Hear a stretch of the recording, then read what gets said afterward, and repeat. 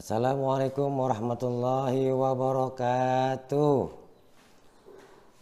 Apa kabar anak-anakku sekalian? Hari ini kita akan membahas tema 8, yaitu daerah tempat tinggalku. Subtema 1, lingkungan tempat tinggalku. Anak-anakku sekalian, bahwasanya pembelajaran sebelumnya itu berkaitan dengan keadaan lingkungan sekitar kita, baik itu di daerah Sumatera, Jawa, Kalimantan, Sulawesi, dan lain sebagainya. Dan pastinya mempunyai ciri-ciri khusus kebudayaan, seni, lagu, dan lain sebagainya. Nah, hari ini kita menyambung pembelajaran sebelumnya. Bapak hari ini akan mempelajari tentang cerita fiksi. Anak-anakku sekalian, apakah cerita fiksi itu? Cerita fiksi itu adalah sebuah karangan sastra atau karya sastra yang merupakan imajinasi atau rekaan pengarangnya.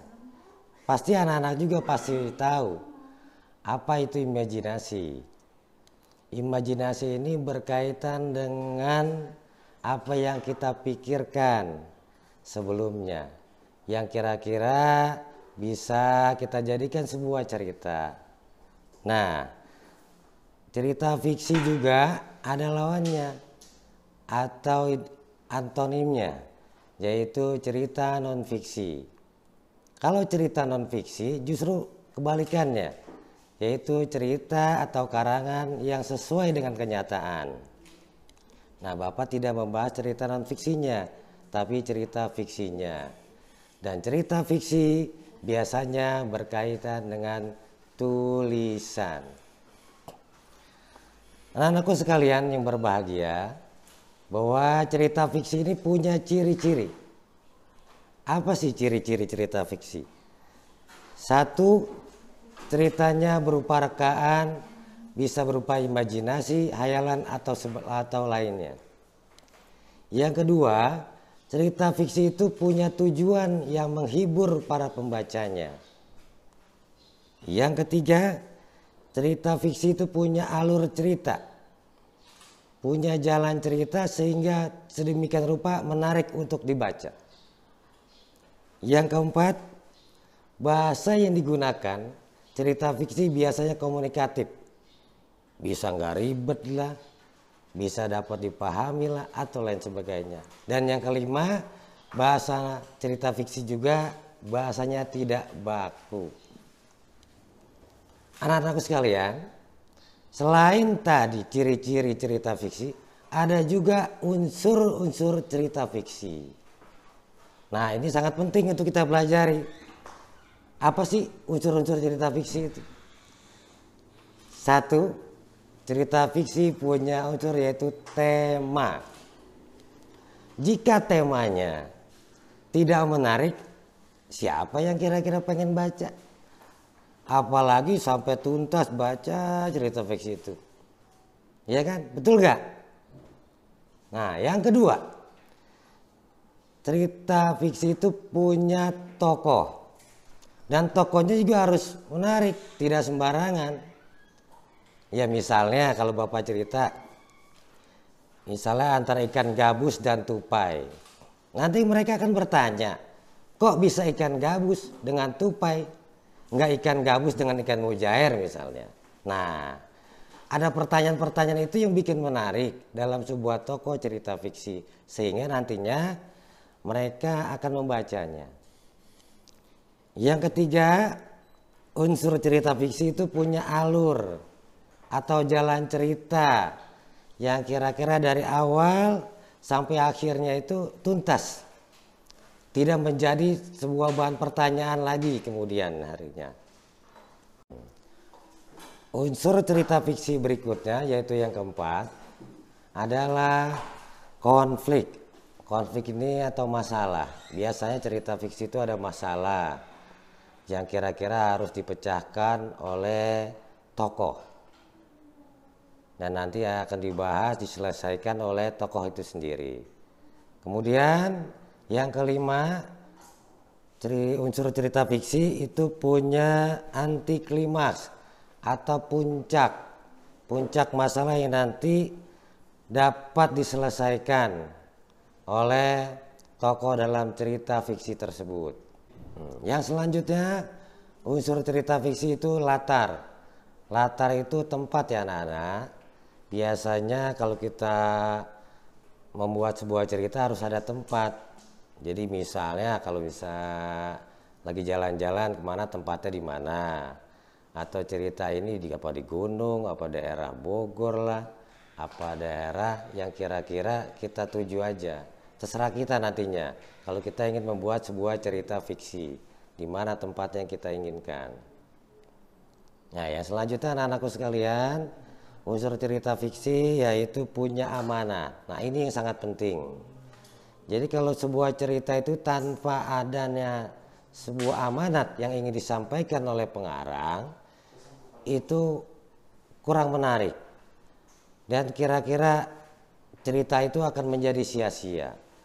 Biasanya pengarang itu menaruh amanat itu ada sudut pandang. Sudut pandang pengarang mempunyai amanat dalam sebuah cerita seperti ini.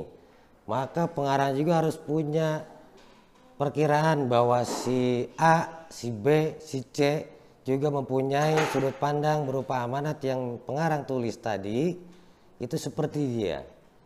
Atau minimal mendekati yang kira-kira pengarang inginkan dalam sebuah amanat cerita itu sendiri. Kira-kira dapat dipahami tidak? Ya, insya Allah kita semua dapat pahaminya. Nanti kira-kira kalau seandainya tidak paham, boleh tanya-tanya lagi ke Bapak. Nah, selanjutnya, dalam sebuah cerita fiksi itu ada contoh-contohnya.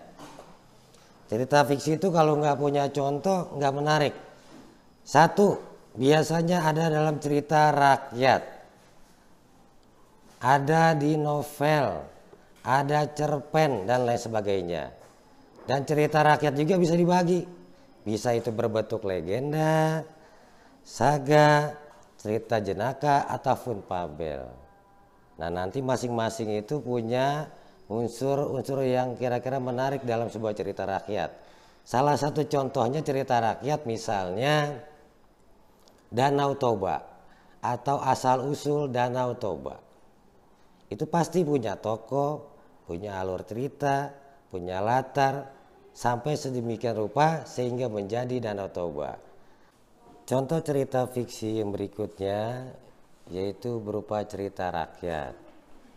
Seperti tadi Bapak katakan bahwa cerita rakyat itu bisa berasal dari daerah kita atau daerah tempat tinggal kita. Ada yang misalnya daerah Sumatera Barat, yaitu cerita tentang Malin Kundang. Ada juga Sumatera Utara, asal-usul Danau Toba. Atau mungkin di Jawa Barat, yaitu tentang Sangkuriang, yang kira-kira tuh anak-anakku sekalian pasti pernah ke sana, ke Tangkuban Perahu. Juga di Jawa Barat ada yang namanya asal usul Situ Bagendit, Situ Panjalu, dan lain sebagainya. Mungkin di antara kalian juga ada yang tadinya berasal dari Jakarta, di mana Jakarta juga terkenal dengan cerita rakyat Si Pitungnya, seorang pendekar Betawi yang berusaha untuk melawan kolonial company Belanda pada zamannya. Dan itu semua harus kita ambil hikmahnya, bahwa seperti yang tadi Bapak ceritakan sebelumnya, suatu daerah itu mempunyai kebudayaan, kesenian, alat tradisional, ataupun bahkan cerita rakyat yang masing-masing dapat dipercaya. Dan juga mungkin kita bisa tanyakan kepada orang tua kita nanti. Nah, anak-anakku sekalian, demikian pembelajaran hari ini tentang tema 8 subtema 1, yaitu lingkungan sekitar kita, yang dimana Bapak membahas tentang cerita fiksi. Mudah-mudahan pertemuan kita kali ini dapat kalian pahami dengan baik dan menjadi sebuah pembelajaran untuk subtema berikutnya. Bapak akhiri dengan ucapan billahi taufiq wal hidayah. Assalamualaikum warahmatullahi wabarakatuh.